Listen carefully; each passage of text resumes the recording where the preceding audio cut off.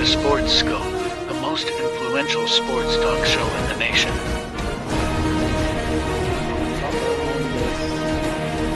What is today, the 19th? Stay tuned for updates and great sports content.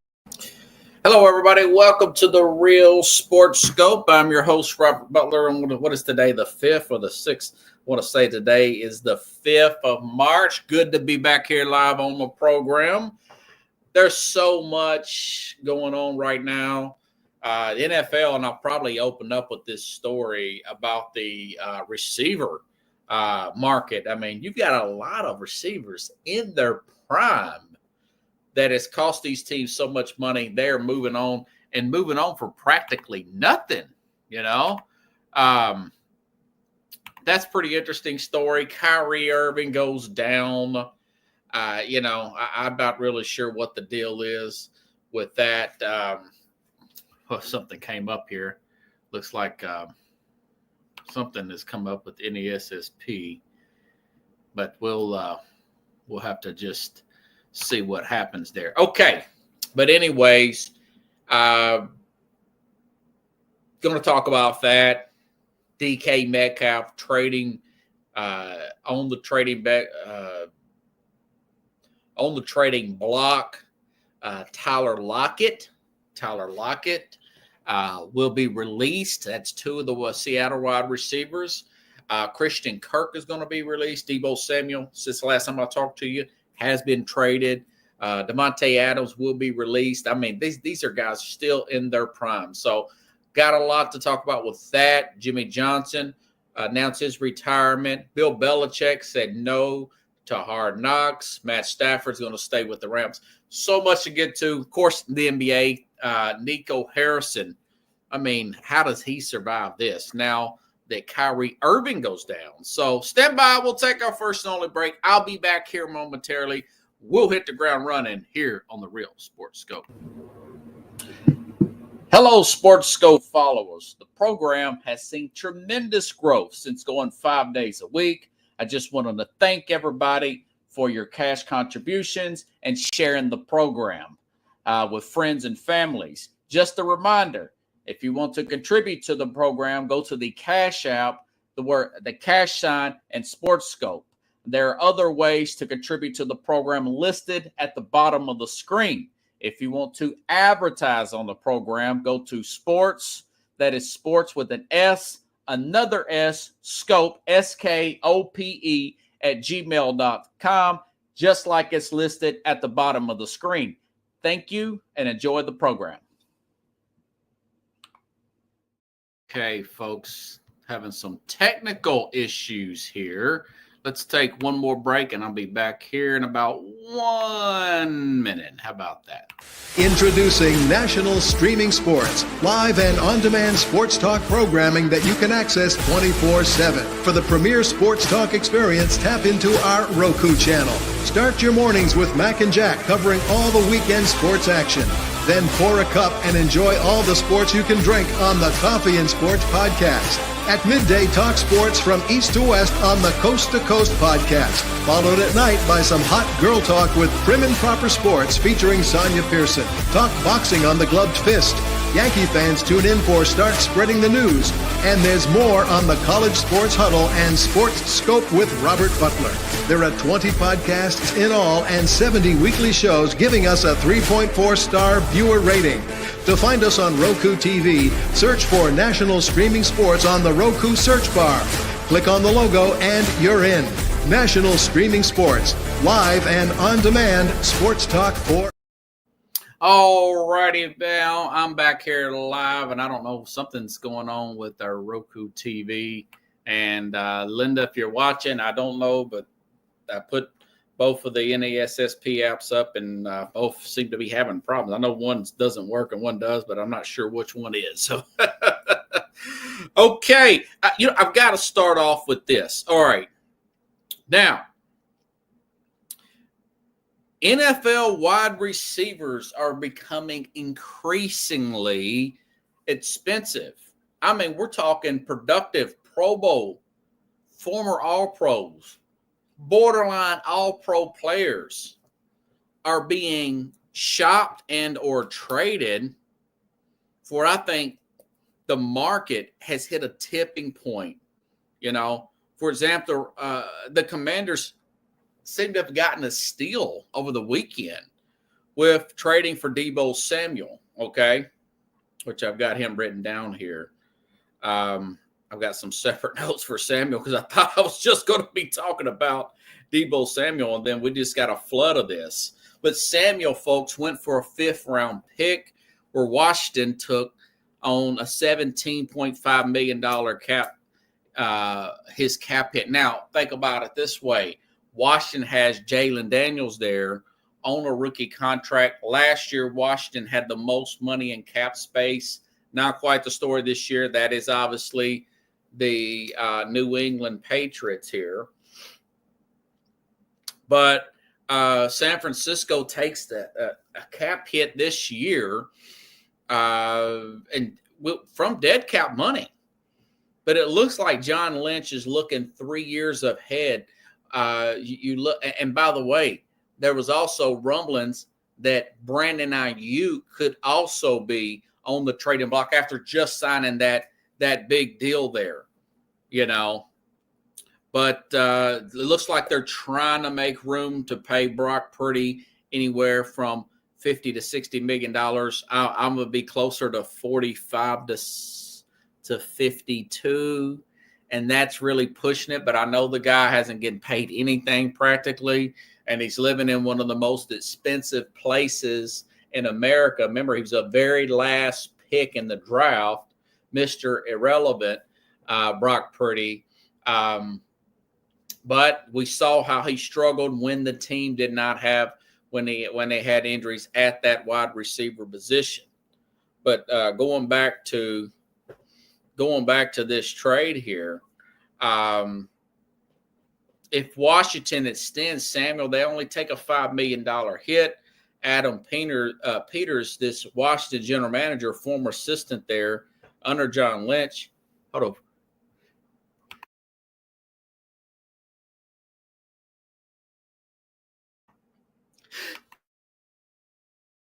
Sorry, I got us a little dust in here, and I kind of had to sneeze, and I properly used my mute button this time.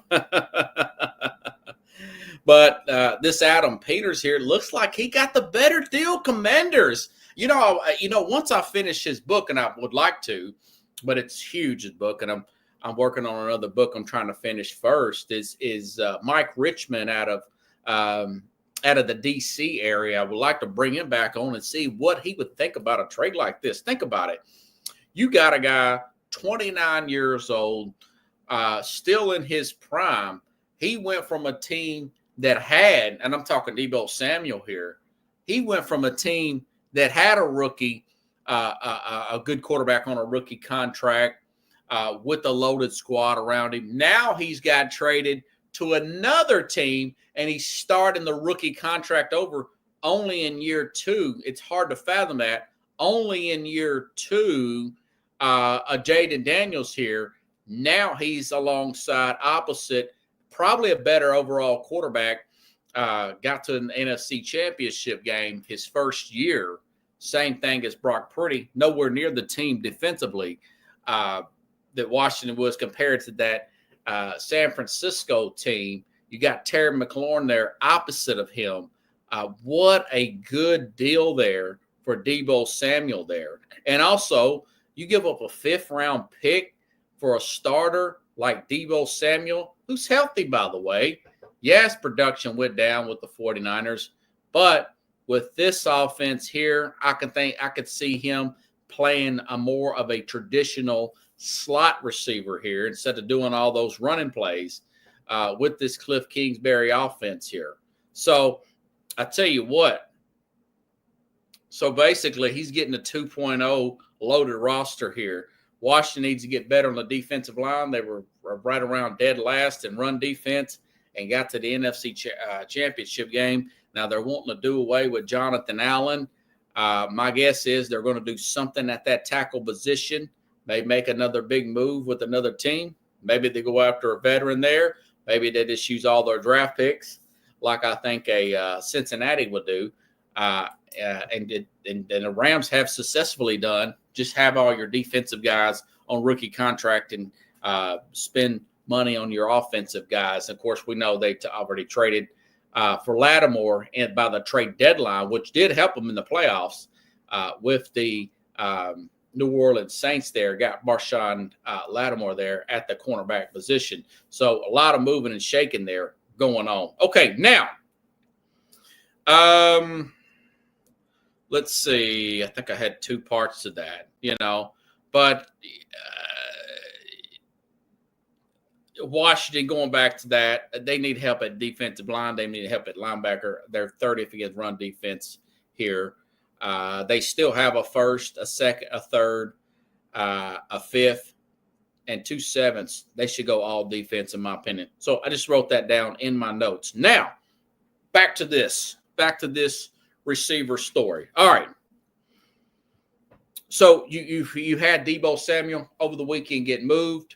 A day or so later, Devontae Adams, arguably, what was it, 20? When was he traded? 21? I want to say 22, if I'm not mistaken. I think it was 23, actually. The offseason before the 2023 season started, he was arguably the best receiver in the game, traded to the Raiders here, still only 32 years old. Now the Raiders, they could not even trade, or the Jets, remember he's traded from the Raiders to the Jets. They could not even find a trading partner. So the Jets are going to release him coming up next week during the new league year there, and where he can actually go out and sign with somebody else. You got a guy of that caliber. Christian Kirk I thought was fine there. He's a solid 2, possibly a 1. Brian Thomas had a fantastic rookie year. The Jags saved $10 million. They move him. And now, I mentioned this afternoon, DK Metcalf wants out. He's the last year of his contract. I think they're going to move him. I think he's going to get traded. There's been some rumblings about maybe him going to the LA Chargers. That would be big time for your Charger fans with Justin Herbert throwing him the football. You keep that team healthy.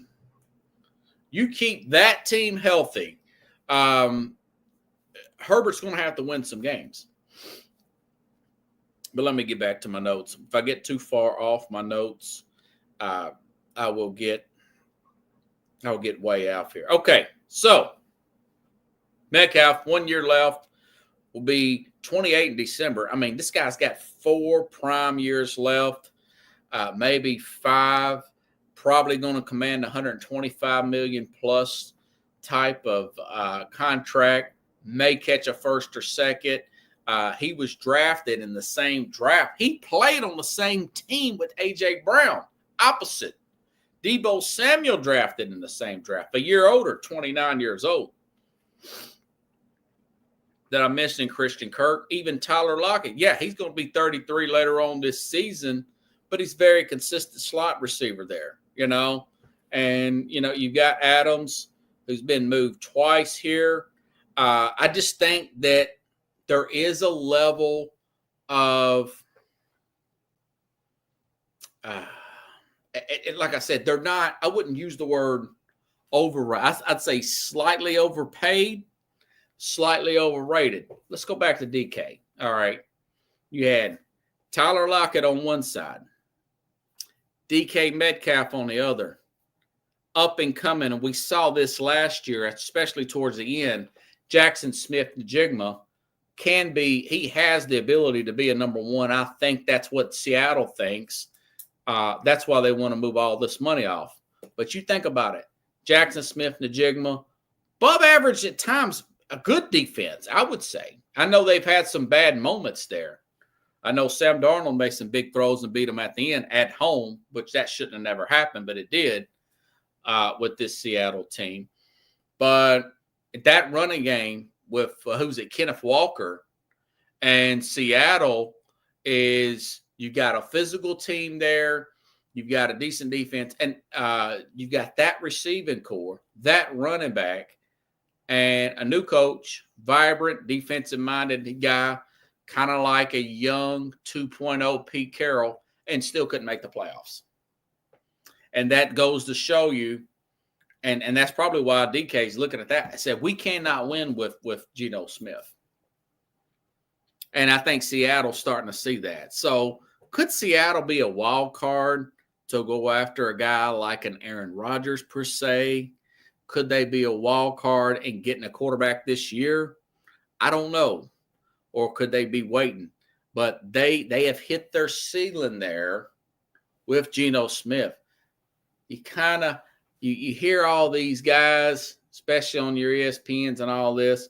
He doesn't have anybody to throw to. Well, you had everybody to throw to in Seattle, and it didn't work. Now, that doesn't mean you could totally dismiss this position here.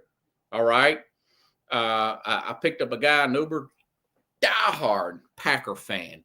Made a very good point the other day, last Friday. Guy from Texas, but he's a Packer fan. Go figure. His dad was a Packer fan. Granddad was a Packer fan. And this guy said that with the inconsistency of their receiving core, yet talented, and the injury history of Christian Watson, they should go after DK Metcalf. With the window they have there, I would try to make that happen through trade. That would be a good move there. You look at other players with guys on rookie contracts. Wouldn't DK Metcalf, opposite of Drake London, look pretty good? Maybe they move off Pitts, per se, down there in Atlanta. That's something else you can think about there with Metcalf. This guy's going to command a lot of money. I know that it's going to be hard getting around Kirk Cousins' contract. Maybe they can move Cousins anyways, do some restructuring here and there. You still got some guys on rookie contract, Drake London, and of course, your quarterback there. It's going to be starting there. And Michael, whatchamacallit? Lost the guy's name. So, anyways, there's going to be a market for Metcalf. I just mentioned the Chargers. Probably going to make a play there for him as well. He's going to have a pretty good market. Now, Devontae Adams, could he follow an Aaron Rodgers? But my whole point is, these guys at this receiving core position here, does this lower that cap number? Because I was just looking at second franchise tag for, or was it the 5th-year option? I want to say it was, second franchise tag, for T. Higgins. $26 million for T. Higgins, and that is exact that to the pennies coming out of their cap of the cheapest owner in the NFL. So you look at T. Higgins there, and then you look at Jamar Chase, who's going to get, I was reading today, Jamar Chase in Cincinnati, he's going to reset the wide receiver market. So you're going to have two guys on there one making 28 to 30 million, the other one making 32 to 34. Chase is going to want a little bit more than former teammate. Justin Jefferson's got over $30 million there. And you've got all that money invested in your receiving core, not to mention what you're already paying Joe Burrow with one of the cheapest owners in the league. They're also going to, like Washington, hope that they hit on every single draft pick on defense. They've got a new defensive coordinator, Al Golden, may work, but that just goes to show you that this and plus, look at Tyreek Hill. There's a chance Miami may already, remember, he said he wanted to be traded. He wanted to get out of Miami. Now that he's already got a big chunk of money, won that Super Bowl there with Patrick Mahomes. They went on to win 2 more without him. Yes, they had their struggles this year.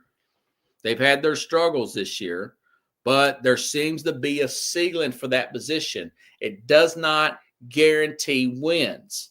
It helps an average quarterback. but you cannot have too much money. And that's why I said that I disagree with, although they're on top right now, they've hit home runs with their draft picks. I do not agree with what Philadelphia done long-term wise, re-signing Devontae Smith and A.J. Brown to another contract. And then on top of that, they extended Saquon Barkley.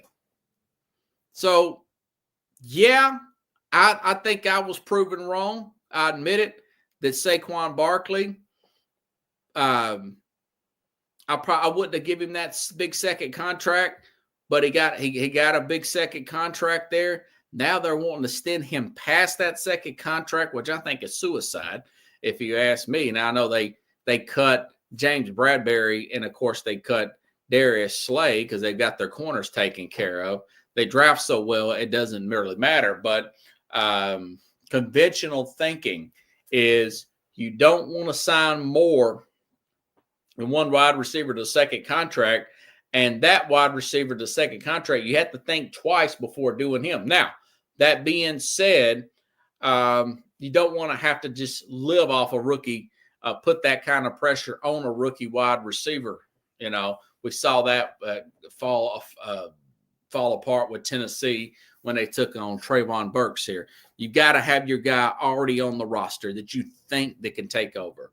That's why I think that Cincinnati should have definitely let Higgins walk and add more to the other side, either to the offensive line or the defensive line, personally. But that owner, he started to see the tea leaves. He started to see the hints and the boldness that Joe Burrow was saying about keeping Higgins and even Trey Henderson at defensive end there. Sam Hubbard retired today. That's the other defensive end. So he wants all those guys to get paid. And Henderson up in his 30s. I don't know what, you know. But anyways, it just goes to show you that they're overrated and they're overpaid. Now, they're not totally useless, again, wide receivers, but you could start to see the teams feeling the heat from that. This is a big trend here. But for the other teams that have guys on Michael Penix, is what I was trying to think of earlier, in Atlanta, players on rookie contracts or guys with, pretty mediocre quarterbacks to guys that you think you can win with, try to make a play at them if you've got the cap space to fit them in. You kind of help you be patient where maybe you won't have to reach for one in the draft. You can plug and play them. So that is a good thing right there, plugging and playing a wide receiver there, you know. But just giving a guy a big bunch of money and extending him and then get another guy a big bunch of money, it's best to get him in this second market. Look at, the 49ers, they got $17 million for Deebo Samuel, who's going to eat. He's going to feast playing opposite of McLaurin in that offense here. He could have a career year this year. You know, I really do think he can have a career year. He's still just 28 years old. So it's interesting the way this has played out. Just before, you would never see, the money's gotten so big. Fantasy football, jersey sales for receivers. You just don't see this many good receivers 32 to 28 years old. The 28 years old getting moved. Metcalf's not even 28 yet, and he's getting moved because of the money has gotten so far over the top. I want to say I told you so. You know. But anyways, it is what it is. By the way, kudos Chicago Bears, 32-year-old. Got a trade there for Joe Thuney. Now, that's one offensive lineman. Now, he's post 30. But, here's my point with all this. You rarely see an offensive lineman or a defensive lineman who's paid big contracts get moved. But when they're when they're healthy and still in their prime like this, under 30 years old. Sometimes you do. Maybe there's a conflict. I mean, you've got Trent Williams, the situation with him back with the Washington then Redskins, that owner. We get that, but you rarely see that. It's because the receivers aren't really making the money they're making doesn't equate to the wins that we want to think that they bring. Hey, the leading receiver in NFL was Jamar Chase. They didn't even make the playoffs last year. I just mentioned DK Metcalf and that receiving core for Seattle. I mean, it's quarterback play. It's protecting the quarterback, and it's getting to the other guy that's quarterback. And you got to have a decent coach there. Not unless you got an overwhelmingly talented outlier type of team and the Philadelphia Eagles. Okay? So, interesting last few days. Now, Tooney is a guard. He's 32 years old. Did play all 17 games last year. He's going to be a nice fit for the Bears. I should probably bring John Restano back on at some point, folks. Just a little PSA, little announcement here. Due to a lot of bills I've got that's coming up, taxes. I actually got a big car repair that just came up. This is probably going to be a 2-day live show week this week. Unfortunate, or not this week, for the next several weeks, maybe the next several months. You know, it's all part of the sacrifice. You know, this program I'm actually not making any money from it. I'm spending money to keep it up. So kind of bear with me. From time to time, I will go live in the other days, especially if I meet somebody out doing Uber, just like I met Jenny Paul, the lady that wrote the Yankee Princess. May bring her back on. Trying to bring the Philly sports guy on. He couldn't make it tonight. I wanted to bring him back on. So just kind of bear with me. Hopefully that won't be the case. But right now, maybe several months for me just cutting the live shows down. But you'll see some of the reruns and some stuff that you may missed here put back on the program. But anyways, so the Chiefs could not pay. They could not pay both players. They franchised Trey Smith, who's younger, playing at an all-pro level, and they moved Joe Tooney. So they're going to look to have to draft a left tackle and a guard now. So this is what its life is like when you're paying the quarterback all this money. I would probably try to move off Kels, but then again, maybe that cost him more if he retired versus just playing. I'll have to look and see how their cap situation is.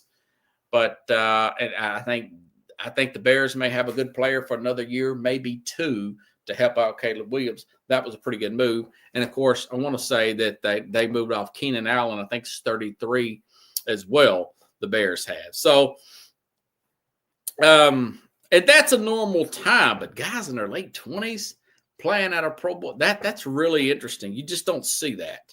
You don't see that with the Kurtz, again, the Samuels, and, of course, DK Metcalf, all players under 30 years old. Okay. Let's see. So I got that covered. Now, you know something? Matt Stafford. Yeah, I said this the other day. Now it's pretty much been official, and the numbers ain't came out yet. It just would not make a lot of sense for Stafford to get to go elsewhere. I mean, yeah, he could have made some money. I could see it possibly working out with the Raiders. We talked about this last week. Went to Montana, and this is all by the permission of the Rams, of course. Because not, it'd be tampering. But met up with Tom Brady in Montana to be sold, possibly a trade there. Numbers I read, $50 million, but did not give him the third year. Pretty close to that, although it's nothing official. With the Rams, that's going to be an extension there. And I understand probably, and like I said, speculation that maybe he just wanted to get out of crappy California, and I don't blame you. The taxes there, maybe not like the schools, but it seems like that football-wise, I mean, not Sean McVay, that offense. And by the way, they, of course, it helps at 37. it helps. Alaric Jackson, left tackle there, signed a 3-year extension, may have had something to do with it. So right call there. Probably didn't make quite the money he wanted to make, but he probably thinking the idea, because supposedly the Giants had it.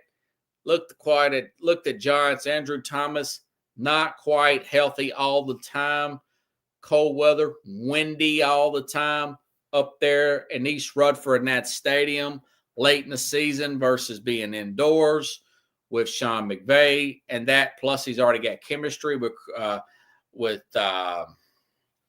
oh God, who was the other guy? I keep wanting to say Cooper Kupp. They're about to Puka Nacua. Cooper Kupp's going to get released. I want to say that's another guy, but Cooper Kupp's, he's on the back end of his career. You could already tell. So he made the wise call there. Now they have a shot potentially to get to the Super Bowl next year. You know, I could see a situation where the Eagles could come in a little bit flat per se. Come in a little bit flat this year. Got a new offensive coordinator. Not in love with their head coach from the get-go. I could see that. I can see that, you know. And it looks like that we're good to go everywhere. Looks like I'm live here back on Roku TV. That's good to see. So that's about thoughts on Stafford. Made the right move there. Now, Sam Darnold not getting tagged. What does this say about the quarterback room there with McCartney there? You know, the rookie coming back from a meniscus tear. It tells me that there's some fear there. There's some fear there. Although this meniscus is supposed to be cleaned up, ready to go. J.J. McCarthy. And now there's no franchise tag. Do they get a long-term deal done, or they let him walk? We're going to find out next week. Everything I'm reading, they're going to try to do a long-term deal. Now, I don't know why you would want to do a long-term deal and plug up all that money when you could have simply franchised him. Yeah, that's a $40-something million hit. That's a $40-something million cap hit, but it's only for 1 year, and you've got McCarthy there on that rookie year. It's a good problem to have. Now, instead, maybe they just let him walk. Sometimes that happens. We're going to find out next week. But I'm looking and refreshing on my X account to see, well, are they going to re-sign this guy or what? Because the deadline to put that cap on or put the franchise tag is already passed. You know, it's kind of an odd situation. We looked at Darnold's numbers. Great drive there to beat Seattle. Had some big drives down the stretch. But, man, he just looked really bad against Detroit there.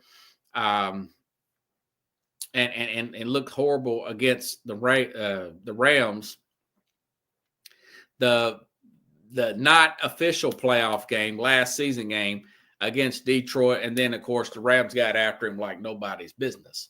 So that's 2 games. What were they? Had 2 losses during the regular season. They looked amazing at times. And maybe the organization's looking at it and saying, well, you know, we've got O'Connell, the quarterback whisperer. You give him another year with O'Connell. Maybe we can spread this thing out a little bit more and make this offense that much more efficient. We'll see. But I just don't think, why would you do that when you've got McCarthy there?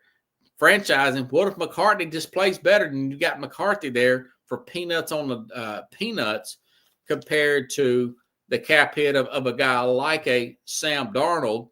My guess is if they do go long-term, they'll probably give him a Baker Mayfield $38, $45, $42 million type of contract a year. I would try to do him, prove it again type of deal for me personally.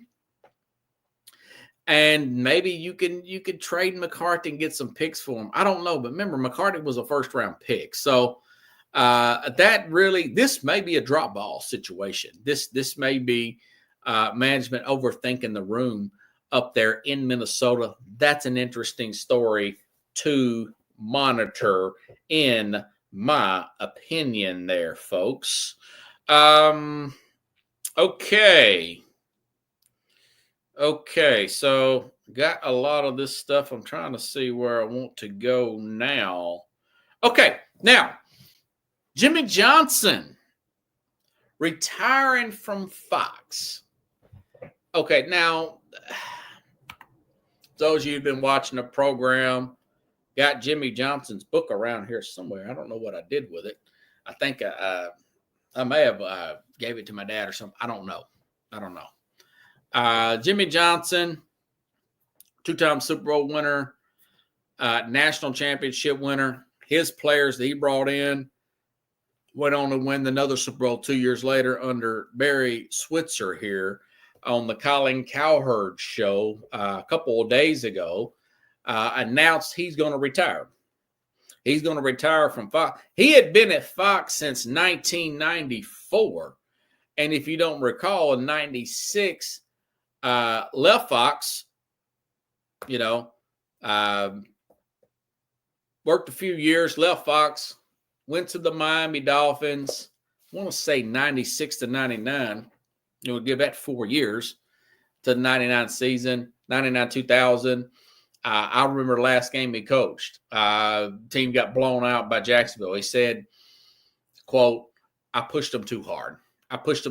Leading up to that game. The team was, fatigued, and they got blown out by the Jaguars, who only got beat by the Titans, who went to the Super Bowl that year. I remember it like it was yesterday. And a big part of why he did not win that, he said this. Now, he's since backtracked, going back here, some of you younger viewers here, but at the time, he said that he wanted to play a certain way, physical, run the ball team. Dan Marino did not want to do that. And, of course, they didn't quite have the pass rush. They didn't have the running game, but that's what he wanted to make them. With Marino getting upper 30s into that rim, him and Elway about the same age. Well, heck, they were drafted in the same draft in 83. My point is they could have potentially won the Super Bowl there. Could have won the Super Bowl with that Miami Dolphin team if they'd have listened to the guy. He had a big-time eye for talent. He was picking the players. Now, I'll say this. Knocked it out of the park. I want to say he made like 50 trades or something, including when he was going back to Dallas, when he had that Herschel Walker trade, which was the big one where they got, I want to say they got like Emmitt Smith or whatever, and traded him off to Minnesota with the picks, turned that into a bunch there. Told a story about the backup quarterback that he got with Troy Aikman in that draft, and ended up getting a first-round pick for him, and I forgot that guy's name. But anyways, so had a really good eye for talent, excellent coach. Colin Cowherd calls him the walk-around coach, coaches the coaches up, had a good staff around him. He had an eye for talent as far as coaches to do their job. Now, a lot of his guys did not, Norv Turner didn't turn out to be Dave Wannstedt, not very good head coach, but he had an eye for putting those guys in place there, putting these guys in place to do their job, like Belichick would say, to do their job specifically. And just like he did as a player, picking players per se, he's the kind of guy that I would want to play for. I said all that. I didn't know this, but Vince Lombardi came up with this line. And he's talking to his team back when in Miami, but he's made this speech before. He says, fatigue, and he's quoting, but I'm quoting him, fatigue would make cowards of us all. Fatigue would make cowards of us all. In other words, do not be tired. Do not be fatigued. Outwork your opponent in the offseason, and do not be fatigued. Make him be the coward. Outwork him in the offseason. When that game comes up on Saturday, Sunday, whatever, you're going to be the better. you're going to be the better player. Fatigue will make Howard. Now, he got that from Vince Lombardi, but I like the way he said it, per se. And I didn't, a lot of people didn't hear Vince Lombardi say it. But all that being said, folks that's watched my show over the past few years, I want to say a couple of years ago when he had this book out, I was working with the former player, Jeff Jeffcoat, won those 2 Super Bowls, played 13 years in NFL. Those 2 with Jimmy Johnson. Jimmy Johnson said, "You're one of the toughest guys I've ever coached, one of the better players, all heart." He said that to Jim on the X app, was then called the Twitter. And so they were in good contact. I had been working with Jim on the Mac and Jack and Jim Jeffcoat show for a few years at that point, on Sundays, coming in for about 30 minutes every single Sunday, and I had Jim on my show. And when he cut that book out, Jimmy Johnson had that book out. He said when he was a coach at Oklahoma State, he didn't like the way then coach Barry Switzer treated him when he was at Oklahoma. Oklahoma State lost to Oklahoma, beat down, but that was one of his first big jobs there for Jimmy Johnson. And Barry Switzer never come to the middle of the field to shake his hand traditionally after the game. He was on the phone with recruits immediately after the game. Okay. He saw that as a slight, Jimmy Johnson. I say that because me working again with his former player there, made multiple times through Jim to reach out to Jimmy Johnson, and he totally ignored him, even though he's a former player. And I bought his book, and I made multiple times to reach out to him through social media and whatnot, email and everything. So he's treated me the way he did not want to be treated as a coach there with Barry Switzer. So that's why I really don't care for the guy personally. Big ego, me guy, thinks he's too above because he was a first-generation college student like me. So I do, just like, and I never thought I'd bring this guy's name up, but Jason Whitlock, I brought his name up in the past. A lot of you watch my show like, wow, you brought this guy's name up in a while. Well, I went to, he had a seminar 2 years in a row here at the, here in Nashville. He's moved here in Nashville where I'm at broadcasting from. And both times I tried to get to talk to him. The first time, this thing cost about $100-something to get into. And I paid it way ahead of time, paid for parking, went down there, didn't get a chance to talk to Jason the first year. The second year, which was this past year in June, went there with a friend of mine, paid his way in, paid my way in. It's a tax write-off because SportScope's, the real SportScope's a business. But guy looked me in the eye, shook his hand, waited, sit 8 hours through this seminar, right? 8 hours to that seminar. He knows we had to pay that money to get in there. Young guy, has a sports talk show like he did. Shook his hand, looked him right in the eye and said, "Hey, can you come on the program?" "Yeah, sure, I will. Email me." I said, "Sure, I'll hold you to that." Laughed at him, made some more small talk, told him, "Hey, I know you grew up hard in the hood like me. I did too. Person of faith, you're blah, blah, blah." So thought, man, this is going to be great. Send him an email the next day, had his, for those you use Gmail, had his picture on the email. So I know it was him. He said specifically to that email and requested an interview and didn't hear about 3 days later, sent him a follow-up email, same email address, double checked it, nothing. The guy felt I couldn't do nothing for him, or simply I'm too much of a threat to him, even though I'm a nobody, right? And he's that 30 years experience in it. So F him and F Jimmy Johnson. If you say you're going to do something, do it. Don't sit there and say you're not going to do it. So I don't forget stuff like that. I just don't. But anyways, Jimmy, great coach, turned into the person he said he wasn't going to be. Thinks he's too good to go on ours. But, he's in 3 Hall of Fames. A lot of respect for the guy as a coach, not as much as a person, but he's a college coach, NFL coach, and, of course, Hall of Fame broadcaster. 30 years on and off there. 30 years in the broadcasting game.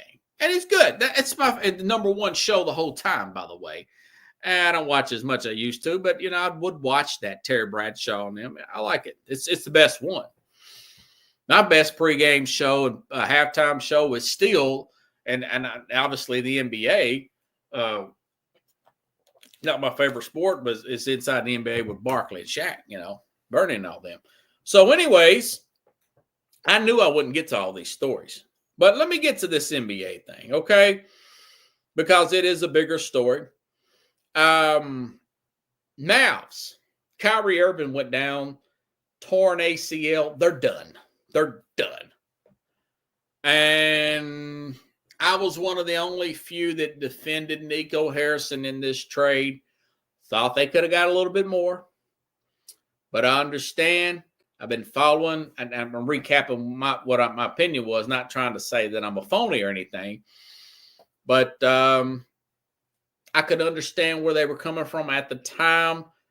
I'm not sure if I would have traded for another guy that has the injuries of Anthony Davis, although he had been better at playing through injuries and not getting as injured as much the last 2 years.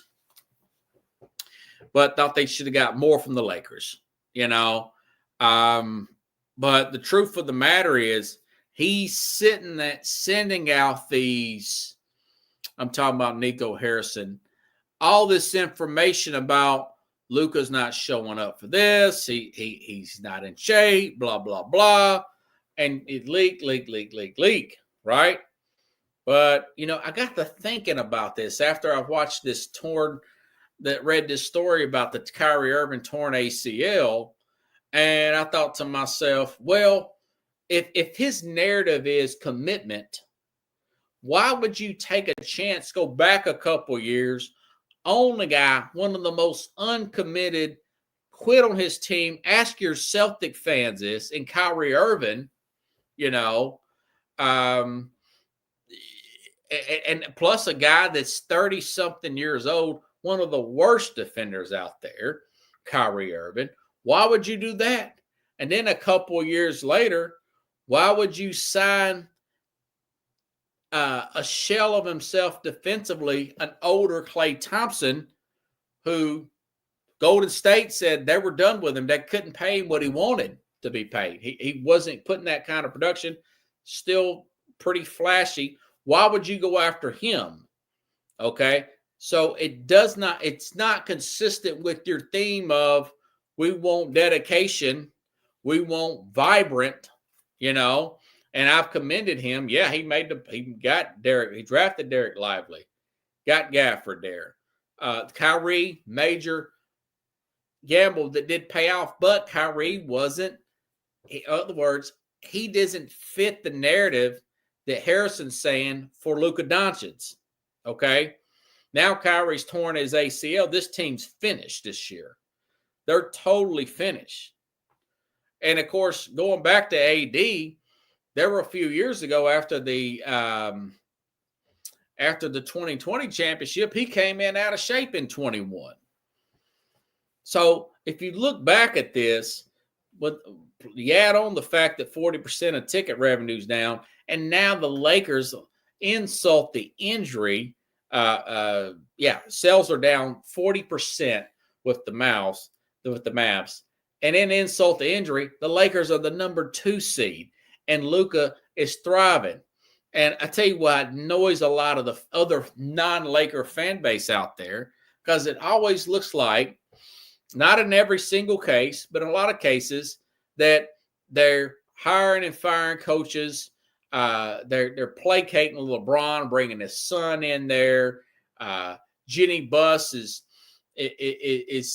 she makes one decision, and then you see she does a a radical, and it's like whoever she talks to last, she's by the seat of her pants all the time on her decision making, and like I was talking to a friend of mine, Corey, the other day.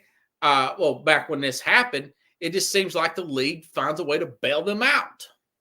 Daniel Stern, I don't know if the former commissioner who stopped that Chris Paul trade, years ago to put him with Kobe Bryant, back when he was playing with the Hornets, that would allow this. So I'm saying this as far as Nico Harrison, for you Titan fans, to do the comparison here. John Robertson traded, and not even telling the coach, by the way. Jason Kidd didn't know. John Robertson not telling Mike Vrabel that he traded A.J. Brown or going to trade A.J. Brown. Did it on draft night. Got two players that's turned out to be pretty much a bust. And Nicholas Petit-Free, the third-round pick, and, of course, Trayvon Burks.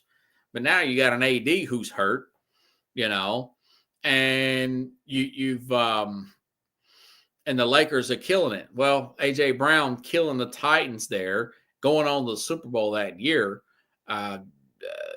Amy Adams Strunk went up firing John Robertson. So I think it's going to be tough for him to survive this game, even because this is it looks so bad. All of the good that he built, but when you trade away, and here's the thing, a rival like the Lakers, the more I think about it, there's no way Mark Cuban would have let this happen. With all the beef going back to Mark Cuban and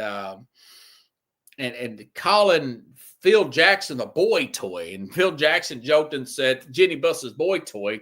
He's like, man, I'm 61 years old and you're calling me a boy toy. I take that as a compliment, But the bickering back with the Lakers, why would you do that? Why, Luka had a year left. Why didn't you just give him? I know it's hindsight's 2020, but the guy had another whole year left on his contract. You could have gave him an ultimatum over the summer and said, Luka, before you go out there and act a fool and come in out of shape, you've got to be in shape here. We're not asking you. We're telling you $340 million is a lot of money. Okay, that is a lot of money. You've got to come in shape. This is the last term. If they still had Luka, they would still be in this thing, because eventually there will be Gafford and Lively back, maybe in the next few weeks. So I'm not sure if he survives. I give him 50-50. But if the Lakers go to the finals, I almost guarantee they're going to find and guarantee that that there will be calls for Nico to get fired, Harrison to get fired. Like I said, the Titans, Amy Adams Strunk firing Amy Adams Strunk there, firing John Robertson in the NFL. Okay. I got a few minutes here. Bill Belichick will not be on Hard Knocks. There were reports over the weekend Hard Knocks was going to go do to college because nobody in the NFL wanted to do it. And I thought it would have been great. I think Bill Belichick kind of going back in his old ways. I think there's certain things he did not want to let in. We know how covert he is and sneaky he is and can be low-key. Remember Spygate with Bill Belichick here? He don't want to let anything out. Now, they're saying that they couldn't get the school couldn't get nothing worked out with Hard Knocks. Nobody had ever done Hard Knocks in the college game.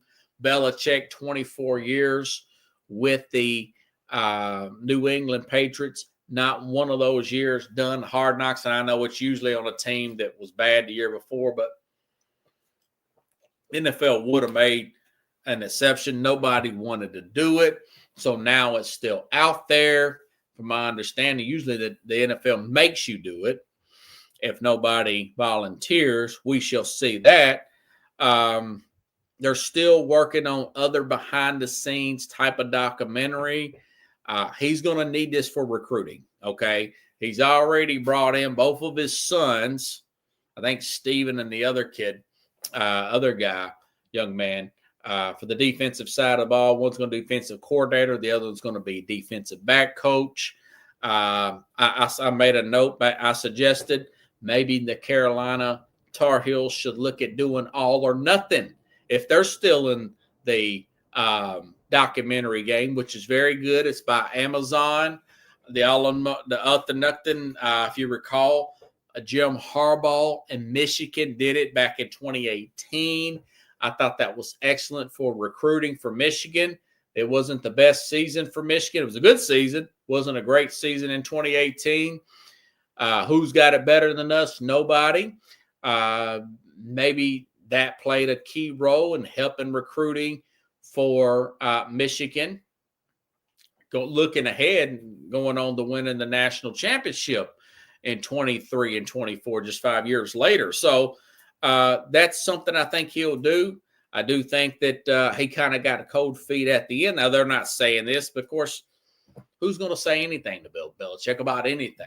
So I hope he gets it done, and I'm curious to see what happens with Hard Knocks. I really hope that Hard Knocks does the off-season Hard Knocks. I thought that what they did with the Giants, me personally, I thought that was the best. That was the best because that is the building of the team rather than doing a bunch of kind of corny stories behind the scenes with watching the guys go home with their wife and, hang around their big, nice house and all that. That's fine and dandy, but I think you need less of that and you need more of the office and big boards and discussing players and the saga with the Giants and Saquon Barkley and is it Malik Neighbors? Can we work in a way to get one of these quarterbacks? Could we get Drake May? Could we get Jaden Daniels? I thought that was much more riveting in entertainment. Although the Bears had a decent one, it wasn't that good though.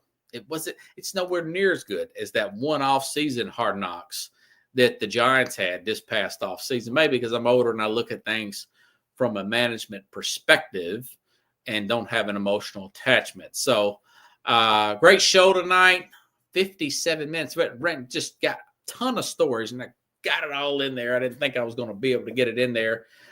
Tomorrow, tune in. Carlos Mad New Yorker Chavez will be back. I'll be getting on with him, talking about all these stories. Man, what a wide receiver market there is out there this year. So maybe that pushes the stock down of the receivers who are going to be in the draft. I know T-Mac, that guy may get drafted a little bit later. He was supposed to be in the top 10 player, still may be able to do so. They call him T-Mac, Tatella McMillan. I'm pretty sure I'm jacking this guy's name up as a receiver at the University of Arizona. Supposed to be the top-notch receiver. Kind of reminds me a little bit of Brandon Marshall coming out of Arizona. Let's see, with all these wide receivers that are going to be available through trade and or free agency next week, I cannot wait. So have a good night, everybody. Thank you, Chad. I appreciate it. Been a long week. I'll see you tomorrow, same time, same place, here on The Real Sports Scope.